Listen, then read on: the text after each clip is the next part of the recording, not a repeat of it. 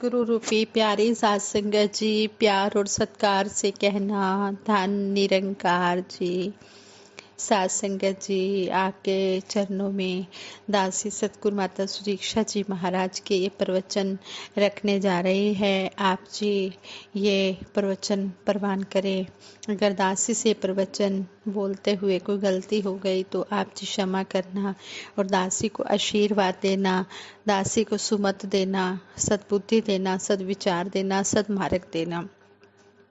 सात संगत जी, सतगुरु माता सुदीक्षा जी महाराज ने हमें अपने विचारों द्वारा समझाया है कि अगर हम नज़र डालें इस परमपिता परमात्मा निरंकार पर और अगर इसकी विशेषताएं देखें जो वेदों ग्रंथों में दर्ज हैं, तो यह सच्चाई समय के साथ बदलती नहीं है।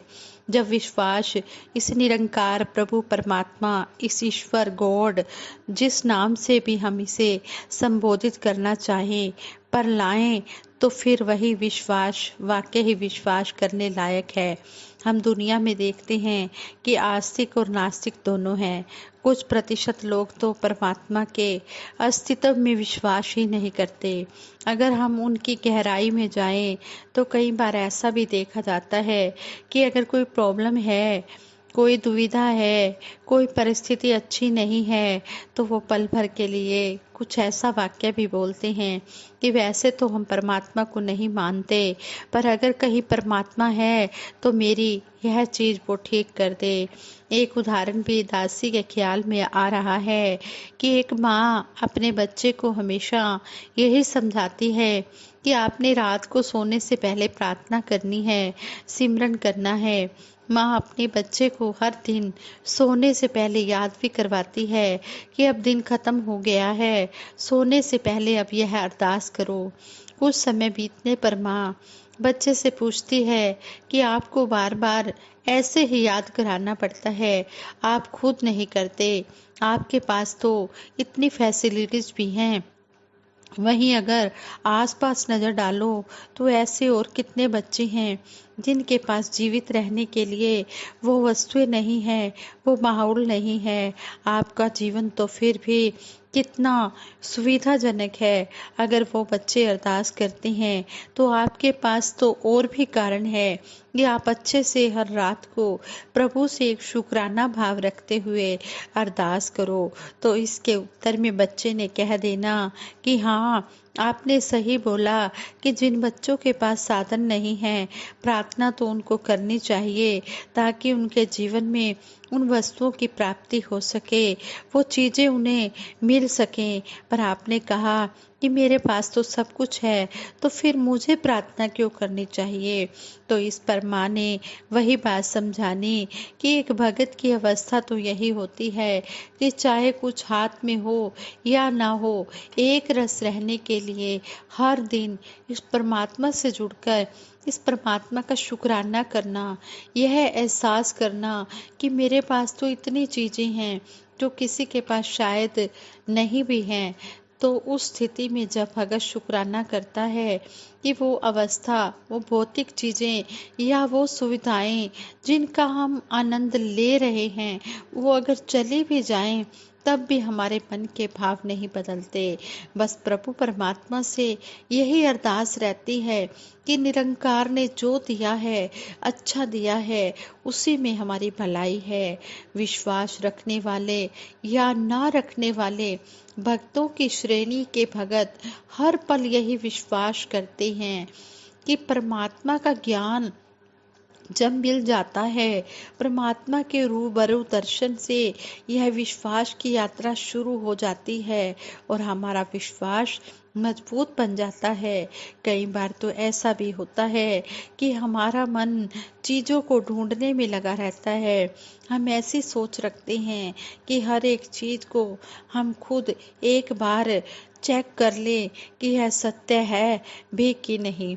भक्ति की सबकी अपनी पर्सनल जर्नी है कि किसी को तो पल भर में पक्का विश्वास आ जाता है कि जब ब्रह्म ज्ञान पाकर निरंकार के दर्शन हो गए तो अब विश्वास भी इतना पक्का होना कि उससे आसपास वाला कोई डुलायमान भी करना चाहे तो नहीं कर पाता, क्योंकि उसने इतनी मजबूती पकड़ ली है।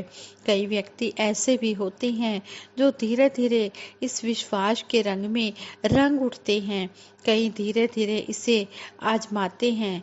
उन्होंने बार बार देखना है कि यह हमारे भले के लिए है या कोई और स्थिति है, तो यह देखते हुए ही विश्वास पक्का होना।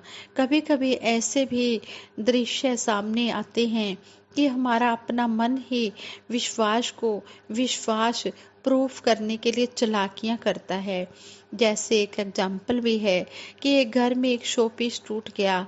उस टूटे हुए शो पीस को मरम्मत के बाद वापस घर में लाया गया तो महसूस हुआ कि उसका जो ओरिजिनल रंग था उसके लिए उसको वापस दोबारा प्रिंट करना पड़ेगा, क्योंकि मरम्मत के बाद कई दूसरे रंग भी उसके साथ जुड़ गए हैं।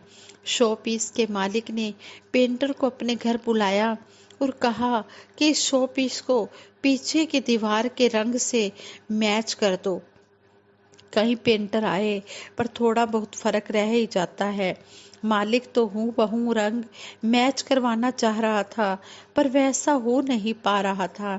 एक और पेंटर आया और वह मालिक से बोला कि आप 1 घंटे के लिए यह जगह खाली कर दीजिए, फिर देखना आपको यह शो पीस बिल्कुल एक सा मैचिंग कलर का मिलेगा।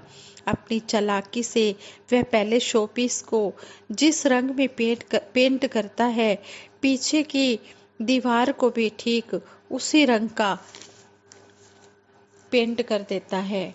जब मालिक आता है तो वो बहुत खुश होता है कि अब यह बिल्कुल ठीक से मैच हो गया, जो मैं चाहता था उसी रंग का हो गया। वो खुशी से धन्यवाद देकर पेंटर को विदा करता है। वो पेंटर अब अपनी चालाकी की डींगे मारता है कि मैंने किस तरह उसको बेवकूफ़ बना दिया।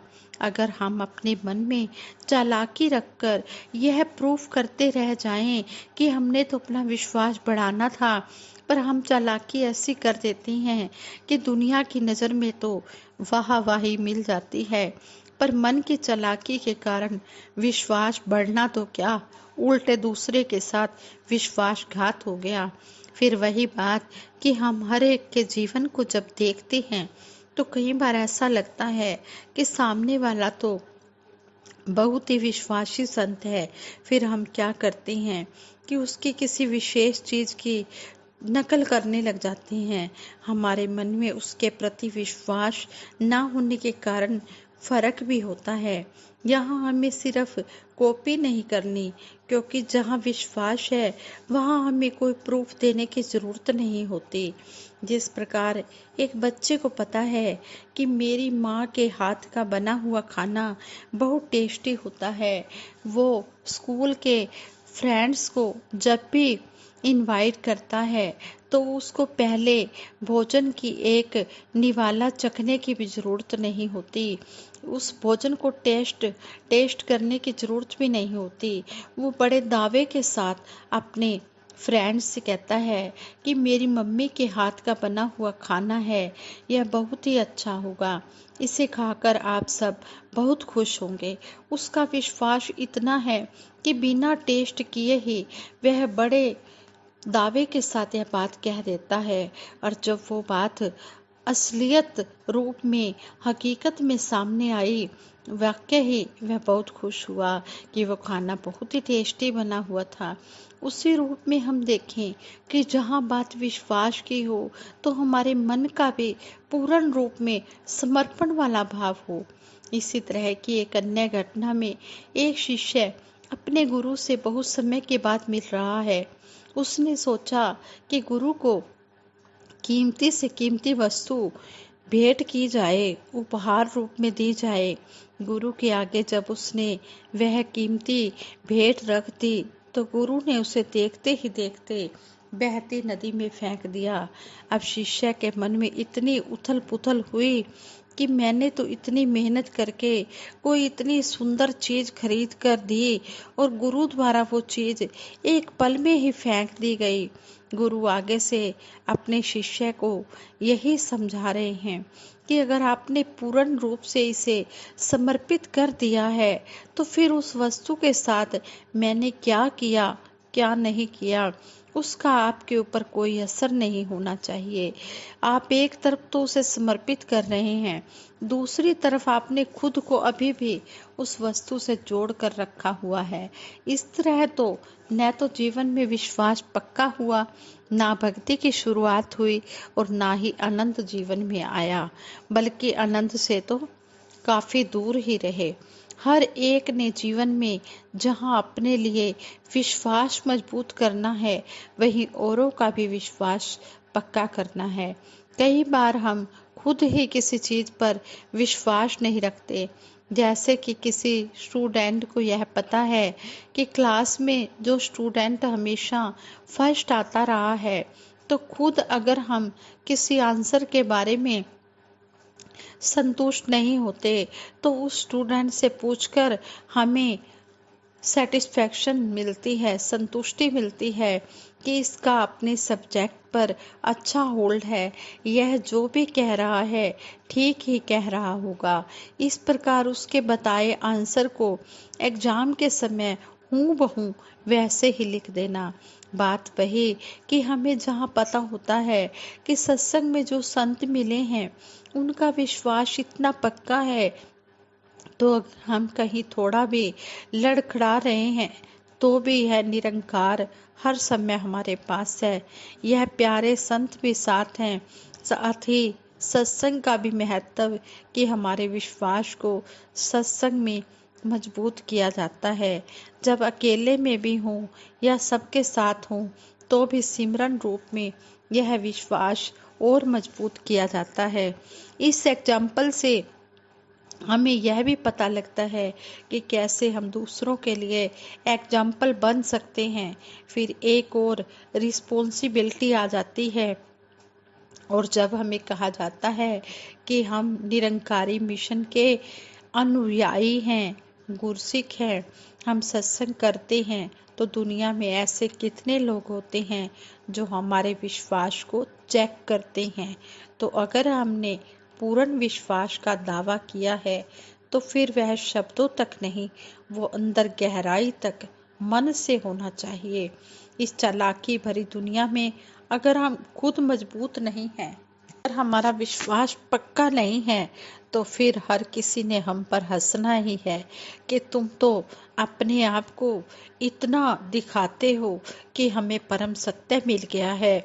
देखो छोटी सी कोई घटना या कोई बात आई तो यह इतना डोल गया, इतना डगमगा गया। इस तरह नहीं होना चाहिए।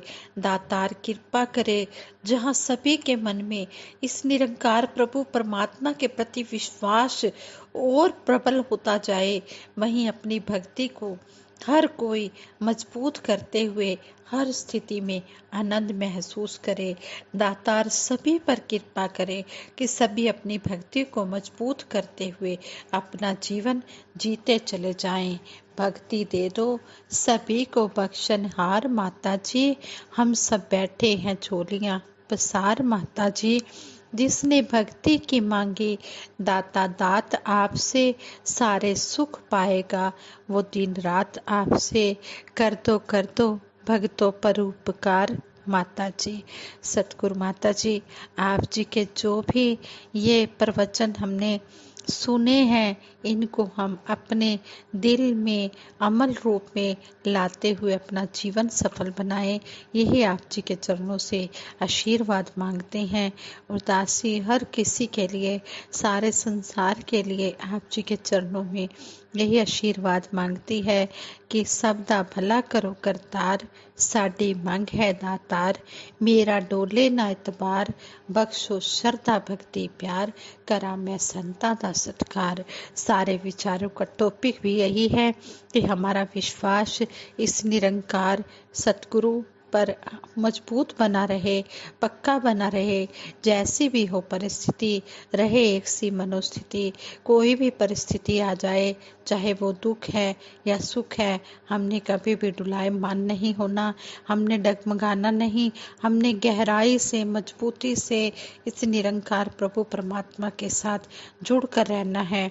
जिस तरह कहते हैं कि जिस वृक्ष की जड़ें नीचे तक गहराई में चली जाती हैं, वो पेड़ बहुत बड़ा मजबूत हो जाता है। चाहे कितने भी आंधी तूफान आ जाए, वो पेड़ गिर नहीं सकता। लेकिन जिनकी जड़ें मजबूत नहीं होती हैं, वो थोड़े से आंधी तूफान आने पर ही ढह जाती हैं। इसलिए हमने अपना विश्वास जो है मजबूत, पहाड़ों की तरह मजबूत बनाना है और सतगुरु के चरणों में अंतिम श्वास तक जुड़े रहना है। जुड़े रहने में ही शोभा है, जुड़े रहने में हमारा लोक सुखी और परलोक सुहेला होता है। दासी इन शब्दों से आप जी के चरणों में यही अरदास करती है। सभी ने मिलकर इस अरदास में शामिल होना है। तू ही निरंकार, मैं तेरी शरण हाँ, मैनू बख्श लो। तू ही निरंकार, मैं तेरी शरण हाँ, मैनू बख्श लो। तू ही निरंकार, मैं तेरी शरण हाँ, मैनू बख्श लो। तू ही निरंकार, मैं तेरी शरण हाँ, मैनू बख्श लो। बोलिए सतगुरु माता सुदीक्षा सविंदर हरदेव जी महाराज की जय। निरंकारी राज माता गुरु वचन अवतार की जय। साथ संगत जी प्रेम से कहना धन निरंकार जी।